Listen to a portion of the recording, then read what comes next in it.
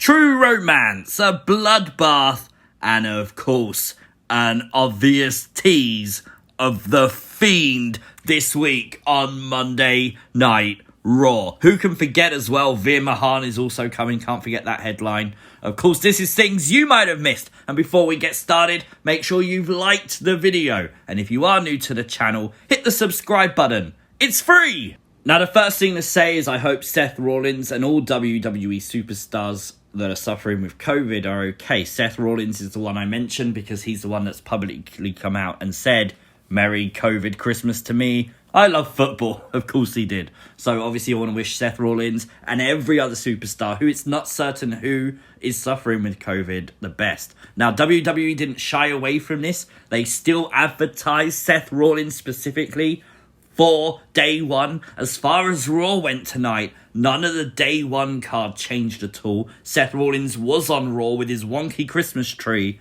obviously from home, talking with a video message. He looked fine, so that's always good. But Raw did start off with RK Bro. I love Riddle's hat, by the way. Riddle's hat was genius. I just wish WWE let him wrestle in it. Obviously, he's celebrating the season. Who can blame him? We're all in that kind of spirit. Of course, RK Bro interrupted by Gable and Otis. I'm losing track of who's who here. But genuinely fun segment. Obviously, I don't know if you noticed, but Chad Gable referred to himself as Master Gable. And obviously that was because he got his education masters, and I understand that. But I wonder if that's a new name WWE are kind of teasing there for Chad Gable. Could be. They've always wanted to try and change Chad Gable. Remember Shorty G and stuff like that? Could be that we're going to get Master Gable in control of the Alpha Academy, maybe? But as I said, this segment was fun. Watching two really class tag teams go at it in singles action was good. Chad Gable took on Riddle. Very good match. Great showing for Chad Gable. It was, of course, Riddle who won the match. Otis then pounced him out of the ring to then set up the second match immediately after, which was Otis Randy Orton. Great showing for Otis as well, not being able to be hit with the RKO from Randy. Thought that was genius, great storytelling, until Randy finally hit the RKO. But this is where things get interesting, because you can see it on screen.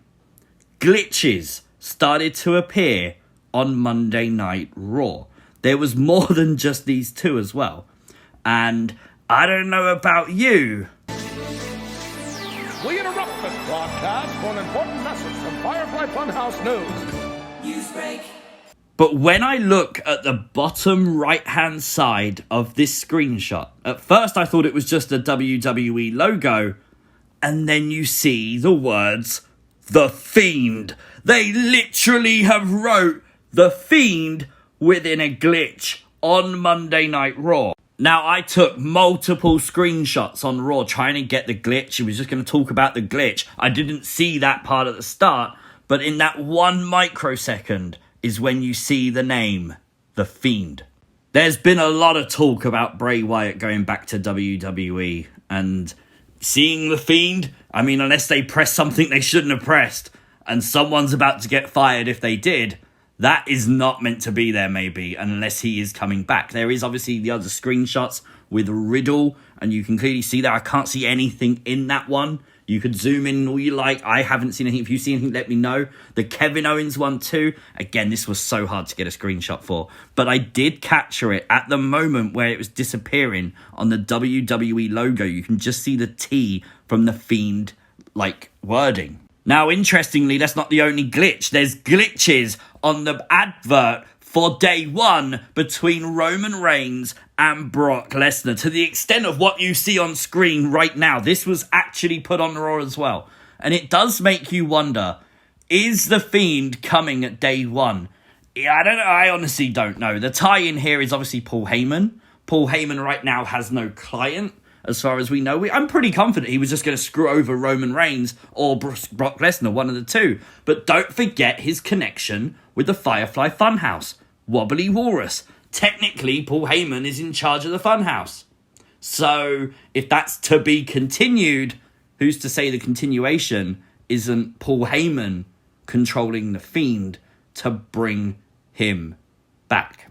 I mean, if you didn't hear on Friday, the Fiend Bray Wyatt is Santa Claus. That was definitely confirmed on my video Friday. So he's now free for the next couple of months. Bring him back, is what I say.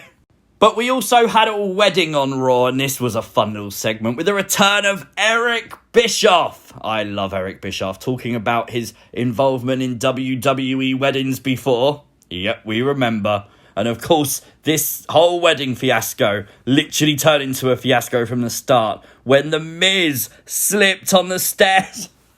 This is like Titus World slide level of LOL. That genuinely was. I love the fact Miz played into it. I love the fact he helped Maryse up the stairs after what happened to him. I love the fact when Edge then come down to the ring, he took his time. He sort of mocked the Miz. In fact, one of the first things Edge said when he got in the ring was, "Don't fall." Obviously, this segment was to hype up their match for day one, and I can't blame WWE for that. Let's be honest, not many people wanted to watch Miz and Maryse renew their wedding vows. We know with wrestling weddings, something was gonna happen. Of course, Edge coming out was called for by Eric Bischoff, and then Edge said about the white wedding. The red lights came on, and the brood bath happened. The black gunk that's meant to represent blood came from the ceiling, covering Miz and Maryse. A little bit of Eric Bischoff there as well. But of course, you can see Edge's grin in the background. Happy at his handiwork, and I don't blame him either. That was a fun little segment. Wrestling weddings are always fun, and that's the whole point of that kind of segment. Damien Priest lived a dream this weekend. If you don't know what I'm talking about the Madison Square Garden show on Sunday. He tweeted out, "Dreams can be real. What a special night," as he won his first ever match at Madison Square Gardens. This week on Raw, however, he did face off with Dolph Ziggler for the United States title. It did end in a disqualification as Damien snapped. That Damien side of him came out again. I like this mixed personality with Damien Priest. I just hope they don't do this too often to the point where it gets boring. Shout out to the guy who bought the Damien Priest sign as well, because that thing really looked cool. I like that a lot, so wanted to include that on the video.